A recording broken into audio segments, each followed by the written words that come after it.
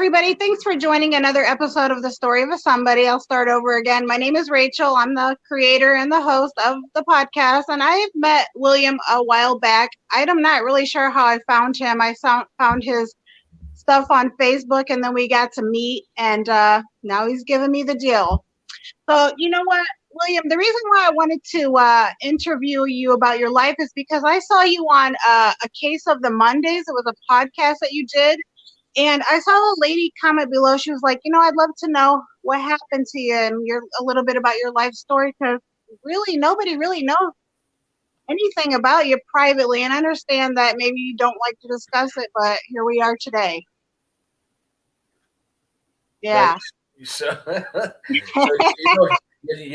what's my life's an open book, and in fact, I have 2 books out, and where do you want to begin? I mean, I'm here.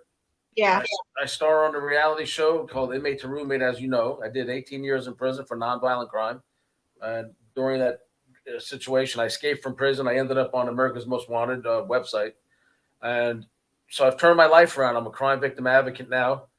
Before I went to prison, I was a pretty prolific jewel and art thief, and I was a cocaine trafficker, gun trafficker, and Wow. I did a lot of stupid things. I don't do these shows to glorify my past. I tell my stories now to try to help people. I write books to try to help people. My first book I wrote in prison is about Robert Durst, the wealthiest serial killer in American history. This is the version of it with the original cover, which is Sex and the Serial Killer. It's available at William Steele, author.com and on Amazon. Then I wrote about Ghislaine Maxwells. My upcoming book is really my life story. It's going to be a little more detailed. So the backstory with me is, I think you put on your advertising, your promo, what led me to make the choices I made or to become the person I was. I've been doing my homework on you today. I got some notes over here, but really, I want you to start at the beginning. Like, tell me what life was like when you were a kid. Like, you mentioned that your mom had a mental health problem, but what was wrong with her? I mean, for me, I think mental illness is still kind of swept under the rug. I mean, can you just give us some details about school, elementary school? Were you bullied? Like, when was the first time you ever stole anything? Right. So, it's pretty public. I've talked about it before. Yeah, my mother was mentally ill. So, I spent most of my childhood years, and teens really defending her and going through a lot of family drama and all that. So there's a lot of pain and stuff like that in the past. But, I was also doing pretty good in school, and I decided to take some classes in locksmithing, and then I got into real estate. I used to be involved with real estate investing and real estate sales, listing, and it's all in New York City. But the stuff in the past, my mother, she took a diet medication after I was born, and it did something to mess her up mentally. And so there was a lot of stuff, dealing with her mental illness throughout my childhood, and people, picking on her and all that. And so I would always come to her defense. So that was ingrained with me for my entire life, to kind of be in defense of, women, children, the mentally ill, especially, because I really get offended if somebody's doing something to vulnerable people. So part of my view wanted to be be like a James Bond type figure, and get those skills, where you can get in and out of anything, do anything, but all do it for the common good, work, in the CIA or, be like James Bond, try to help people. Mm-hmm. But that went south because a friend of mine passed away, and he was going to a club one night, and never really was big into nightclubs, but he had talked me into going, and I changed my mind at the last second. I was supposed to drive. He drove and ended up getting killed in a car accident. Wow. So there was a lot of guilt, over that. And some other friends of mine, now I don't drink, I don't smoke weed, I don't do anything like that. Some other friends of mine were into that stuff and offered me some coke, and I tried it. And I quickly got pretty far over my head, with that. So that's when I started using my skills, with locksmithing and alarm systems and perverting them to do burglaries all over the country, basically. How long did you abuse cocaine? Well, I don't know, probably on and off for 15 years at least. How did you get clean? For me, if you know anything about cocaine addiction, which most people do, they have somebody in their family struggle with it. Yeah. If you're not in the middle of using it day to day, you can pretty much stay off it. If you're not the kind of person who can just, use it for one night, and you're Hmm. done, then you're the kind of person maybe with an addicted personality. I don't know what it, really means is how some people can do it, get away with it, and nothing happens, and how other people get stuck, stuck on stupid, getting high, paranoid, for a week at a time, not sleeping. And so I got pretty bad. And I would say the only time if I was stopping it, if I got some sleep, if you know anybody who's been through the addiction, once you sleep and wake up, you don't need it because I'm not doing anything else. Literally, I didn't even drink. I didn't smoke weed. People used to tell me, you should just chill out, smoke a joint, drink some beer. I never liked any of that stuff. I didn't do it. So I can be clean as long as I didn't decide to go do even a line. If I did so much as a line, I was back off to the races and I was on another cocaine binge, hiding out in a hotel room somewhere. I wasn't doing anything else illegal when I was in that condition because I was too paranoid to go anywhere. So I'd either be home or in a hotel room.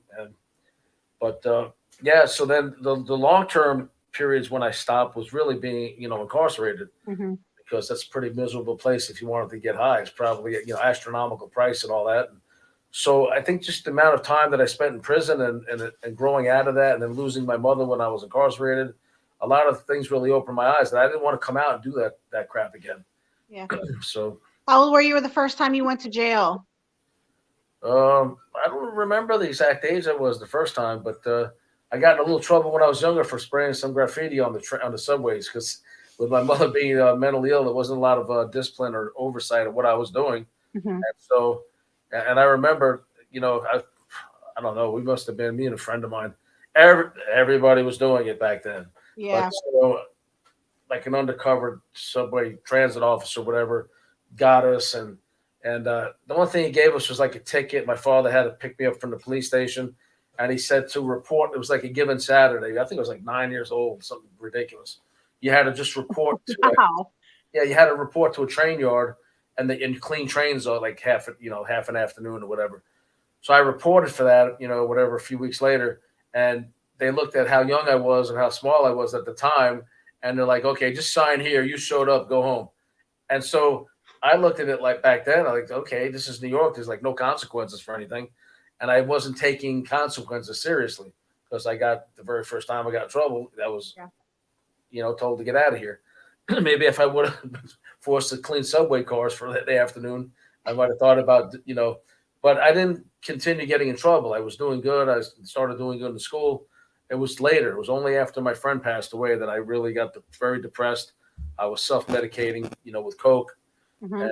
and screwing up every good thing I had in my life at the time. So you went to school to be a locksmith. How do you get into stealing? Really What just put, hanging out. what put you in that mind frame? Like, I'm going to unlock people's doors, but then I'm going to use it to my advantage to steal. Really just greed because you just I was in a neighborhood with a lot of organized crime and a lot of mob guys and everybody's doing this thing or that thing and people would approach me, hey, back then they called me Billy, but you're a locksmith, can you get us in this, get us in that, I'm not going to name names here, but you do different things with people. And so from the age early 20s, and then it just became just like a thrill, like almost like a greed thing. Uh-huh. There's there's a certain thrill and be able to get in and out of virtually anything. A lot of times I would do heists and scores. And I didn't even care what I had. It was just the thrill of being able to, defeat an alarm, defeat the locks, maybe break into the safe or whatever. And I'd have stuff from 3, 4, 5 houses laying around. There might be $1 million in jewelry laying around. I hadn't even bothered looking through it yet. I was just, getting whatever I wanted to get, and I was getting pretty cocky about it. So, and I always worked alone when I did it. It's kind of like a high off drugs, right? To some degree, yeah. At the time, it was, yeah, it was pretty crazy. But Sorry, I didn't mean to interrupt you, but have you ever been married or do you have any kids? uh, yeah, we do. There's ex in the past, but adult children, who we're working on things. So That's good. nobody's happy. I spent so much time in prison. Of So course not. Of course not. I was also wondering, did you get any counseling for like the stuff that you were suffered as a kid, like while you were in prison? Do they offer counseling in prison? Well, I was a law clerk in prison. I was on the offender representative committee, which means I work with the administration and the inmates to resolve issues, to try to avoid grievances and litigation. Hmm. And so I work with the mental health department, helping inmates prevent suicide. I work with the medical department, dental department, trying to help guys get medical care they were entitled to, helping guys assert their rights, to the adequate medical care while incarcerated.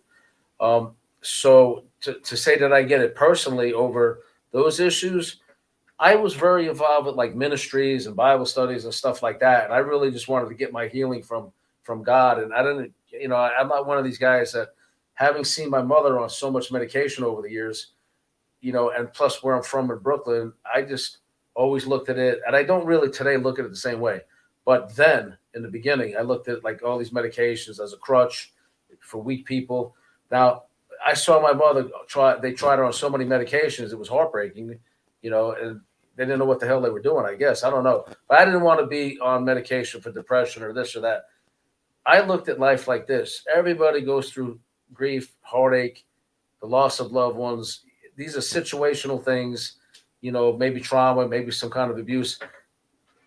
People that have been through horrific things and have post traumatic stress or violence issues, yes, maybe they need something a little bit longer. But most people, like I was never physically abused, but it was a lot of emotional upheaval. So Mm. there was no need for medication, even though they want to try it here and there. But in my case, I really just felt better, like just going to the source, the creator who created us. Hmm. And that was my way, to deal with it. If I needed some counseling, I talked to the chaplain and say, hey, I'm real depressed. My mother's mentally ill and my sisters won't, let her stay in touch with me or whatever. In fact, my sisters told my mother I was dead when I was in prison. Oh my God. So that's how they were able to steal my inheritance. So I lost about 800 grand when she passed away, and the connection with her, and I was very close to my mother. But That's got to be the worst, losing your mom while you're in prison and not being able to say goodbye. yeah, yeah, you're not kidding. And then writing and asking for welfare checks, Staten Island, New York Police Department, multiple times, and they wouldn't check on her.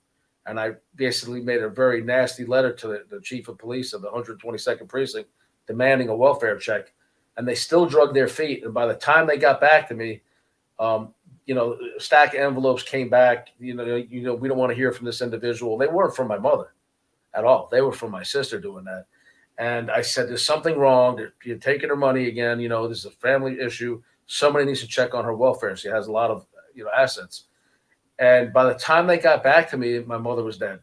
So they waited like 2 months of me demanding a welfare check. And then they decided to call the prison to notify me she had just passed a few days before.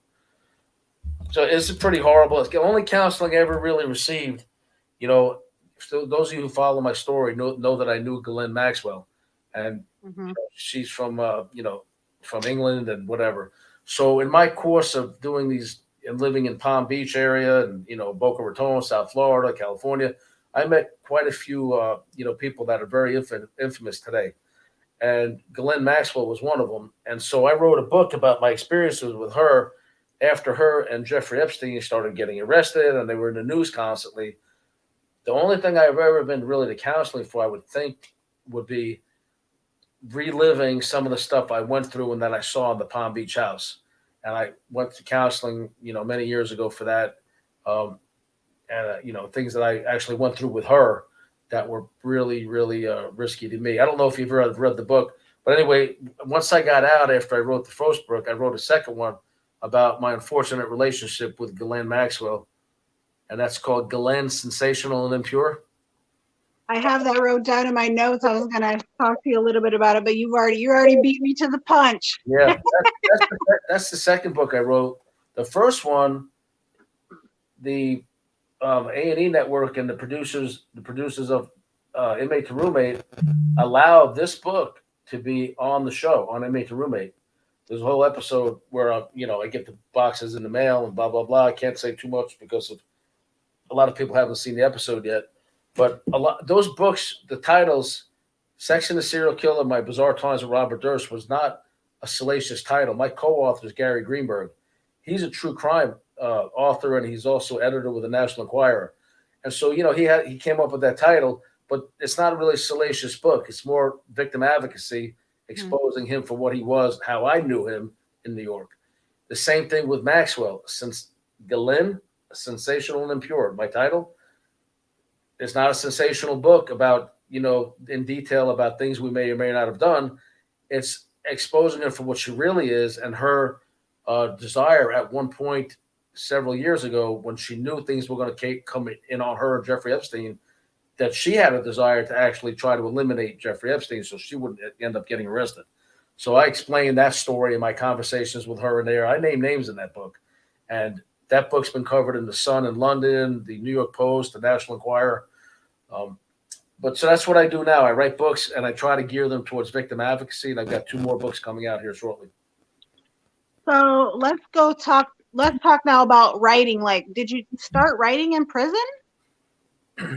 I always wanted to do a book about my life from a perspective like faith-based, why I turned my life around, my faith journey, and, all the things I've been through. And because of my scores, everybody finds that real interesting. Well, you can write about them to some degree, but but then there's laws that say you can't, depending on what you're writing about. And then there was also, I wouldn't think that you would admit to any crimes that you weren't punished for. So, Right, but all mine are like property-related crimes. It's not like murders or anything like that, anything crazy. So, like anything that I wasn't, already arrested for, the statute of limitations probably expired 10, 15 years ago. So yeah, I wanted to tell a story, but not glorify the crime. I wanted to show it as a lesson of somebody who really regrets these things. Here's what I did. I'm not proud of it. Here's how you can protect yourself from somebody doing what I was doing. And then a lesson to people and, teens and all that. So like now I'm getting invitations to speak to law students, criminal justice students, church groups, and try to use my story as a cautionary tale, I guess. I think you're amazing.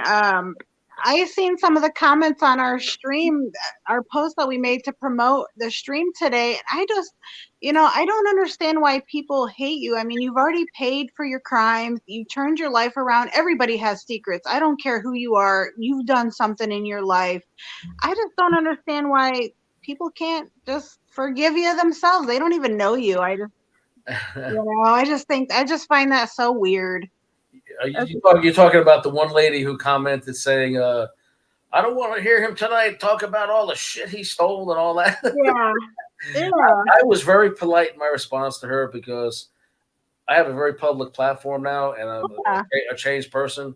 The old Bill would have said, F you, and all this nonsense. But you saw what I wrote. I said, my story is one about somebody who's trying to change their life and use my past to help people today. Exactly. It's about coming out of cocaine addiction, dealing with mental illness in the family, So, it might have been just somebody who just heard the title and said, I don't want to hear, that, thinking it was one of these mob guys on there bragging about all the hits they did, and now they're out and telling on everybody. Another thing that bothers me as celebrities, I don't understand why you're not allowed to stick up for yourself. I understand that you're a big star now and stuff, but at what point do you get to stick up for yourself? That doesn't seem fair to me. I don't agree with that. I try to approach things with tact and the way I want to be treated. Mm-hmm. And I'll give you an example. When the show came out, somebody just kept saying horrible things, and it was like clearly fake accounts, but it was always the same person. And I called them out on Messenger privately. I said, listen, you know exactly where I am. I said, you're the one hiding in your mother's basement behind a keyboard talking crap. Yeah. So, the network jumped all over me and said, look, let us deal with it. We have a legal team. If people harass you, there's trolls. My fiance, Mary, she's, same thing. She's like, look, don't even respond to them. And so I've learned that. I don't respond to trolls anymore. And if I do, I try to keep it over the top, polite, and just pray for them, and I move on. So. Well, that's something I need to work on a little bit. I just feel like you should still be able to stick up for yourself. Another thing I wanted to talk to you about was Mary. When do you guys meet? When do you guys meet? How do you guys get together? You got to stay tuned for the book for that one. That's coming out soon. Okay. That's a secret. We don't release a lot about that right now. Okay. There's other things coming out. Tell me about crime victim advocating. How are you doing that besides through your books? Are you representing anybody? Are you standing up for them in court? I mean, there's people that have been victimized by a serial swindler out actually nearby you. I think I told you about the individual. That we've become friends with all these victims. It's pretty crazy. I don't know how many people do you have in your chat right now? On my chat? Are you getting questions? I just see comments from Susie. That's it. Susie Q, you got to tell me what she's saying. She just said hi and God bless. That's all she said. Perfect example. Susie Thanks Q. for tuning in, by the way, as well. And I appreciate everyone tuning in to us. Susie's a dear friend of ours, and she's in Texas, and she's been a crime victim. And she is absolutely one of the people whose stories we've told once before. And she was, I interviewed her. She was targeted by 3 separate serial killers over the course of her lifetime. And she told that story on my channel, William Steele True Crime on YouTube. And now her friend Chet was murdered in Texas. This guy was a hero. He was a war hero. He was a wonderful human being, dear friend of hers for many years. And she had a big ranch in Texas, and alleged traffickers had moved in next to her and were giving her and her family a hard time about property lines and this and that. But she's been there so long, she knows exactly where the property line is. Everything was fine. And allegedly, but I heard the tape, the body footage from the police officer. There was an incident where one of the police officers told one of these Mexican nationals how to murder somebody on the other property and get away with it. God. By claiming self-defense. So that guy just went on trial for the last 2 or 3 days in Texas. And so we're very good friends with Susie. She calls herself Susie Q. And she's a wonderful human being. She's got a big ranch down there where she does horses, I think like barrel racing or something. But she has another ranch. She was forced to move out of the other one. But so, yeah, she's a good fan. I don't see the comments. Who else is in the comments? That's all I see. I just see just her. Okay. Well, that was nice. Susie, if you hear me, thank you for joining. I appreciate it. Susie, I'm definitely going to check out your story on William's YouTube channel. I have not seen that yet. I'll make sure I send it to you the link. Yeah, do that. And Susie, I'm sorry you're having to relive all of it as well with the guy on trial and stuff. So can you believe this? Listen, for victim advocacy. Now, I was a law clerk, and I don't mind standing up for the underdog or a woman who's being victimized. Mary's the exact same way. That's why we fell in love. And I'll tell you what, this poor girl watched her best friend get murdered in front of her for defending her right at the entrance of their ranch. They then turned the guns on her and her 18 or 17-year-old at the time son and opened fire. And they hid behind the truck. It's riddled with bullet holes. She shot back at them, and she got charged with a felony. This is going defending yourself. This is going on right now in Texas. The guy who killed her friend literally went on trial this week. I think the last few days. I think there'll be a verdict here in a few days. So this is a story that's unfolding now. Also in California, we've exposed a pedophile ring and another ring of people that were robbing senior citizens of the securities of their, a lot of probate fraud cases going on out there. And a lot of senior citizens have been ripped off, murdered. Also people that are in prison that are innocent. A lot of them, that's a crime. Because a lot of the ways, like one of our people that we're helping, Dave Reinhardt, if you guys want to check out freedavereinhardt.com, it's the website that Mary set up. Incarcerated client of his, the family set him up to be falsely accused, and go to the house. And then there was a standoff with the police, and they set him up. And the poor guy's got 57 years in prison, innocent, while they stole close to $400 million from him. So he's sitting in prison, an innocent man right now. And we're trying. Yep, and we're on the trail of the people that did this to him and trying to help him get out. Sounds like you and Mary are good teammates over there. Oh yeah, she's incredible. She's incredible. I couldn't do any of this stuff without her. She designs everything you're looking at on this screen here, and I'm learning. I like your backdrop over there. I like that. Yep. Thank you. Bill, I really appreciate you giving me the interview, and it was a great to meet you. I hope this clears up some things for people that really wonder about the things that happened in between all the stuff that you did, because I know I've been curious about what led you to do the things that you did. So I think you're a great person, and I think everybody deserves a second chance. So here you are doing it. If you want, I have two other books coming out. One is my life story from more of a secular point of view, but with a lesson to people and not glorifying my crimes. And the other one's my faith journey. So when one or both of those books come out here in a few weeks, if you want to have me on again, and you can get a lot more of those questions answered as well, that would be fine. Can you tell us about anything else you got coming up that's not a secret? Sure. And I can't tell you too much about it, but let's put it this way. Inmate to Roommate had 11 million views on TikTok. Oh my God, that's amazing. Alone, it destroyed virtually every other show out there in the ratings when it came out. It was the second most popular reality show, only under what's it called? Jersey Shore Vacation. It blew all the other ones away. It aired on A&E, which they have 60 Days In. A lot of people heard of that. Yeah. One of their top shows, been on for many seasons, destroyed it in the ratings in its first season. I came out on top, thank God, as the most popular character on the show, and now I'm getting offered movie roles, including one playing a jeweler. Go figure. God, that's amazing. Playing a jeweler in a mob movie, and on top of that, I'm starting my own TV show. Aside from A&E, now I'm not allowed to answer questions about a second season. That's fine. But everybody can know from ratings, what's likely to happen. But I can't officially say anything about a second season. But separate from that, on a different network, I'm starting my own TV show, and they're letting me do whatever I want. So I am going to have at least an hour, possibly 2 per week, and in conjunction with that, a radio program once a week for an hour. But most important to me is growing up this channel right here, where this is on your channel, but we're going to release it on mine as well. William Steele True Crime on YouTube. Please like and subscribe. I'm trying to get my subscribers up like you're trying to do. Yes. Because I just got out of prison a year ago, still in the process of getting on my feet. And that helps YouTube to allow you to do different types of shows, to monetize.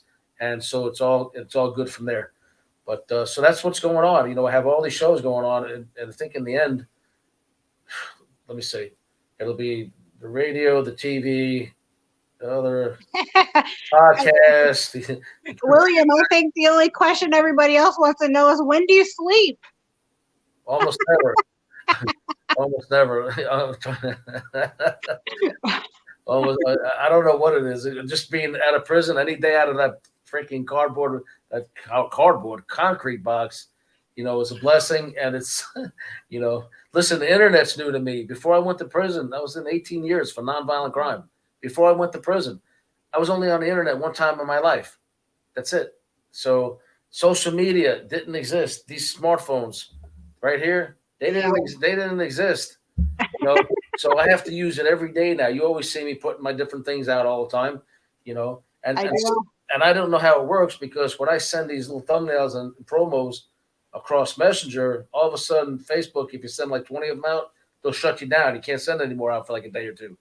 And I didn't know that. So I'm trying to send them to 1,000 people, and then my account gets locked down. And I'm like, what the hell? So I'm trying to find ways to learn how to navigate all this stuff. And I appreciate all the help that I have from other true crime guys, from Crime and Entertainment Network, my friend Chip, and Bill Stacks. So a lot of guys who are doing these same things. I've been on their shows, and I always make a deal with them. I said, look, you got to have me on for 2 shows. And I need your phone number in case I get stuck on what I'm building. I need my consultants on the line so I can call you up and get some questions answered. So I have really good guys advising me on how to do things. That's amazing. And you got your fiance that has your back too. Yeah. What's your horoscope sign? My horoscope, huh?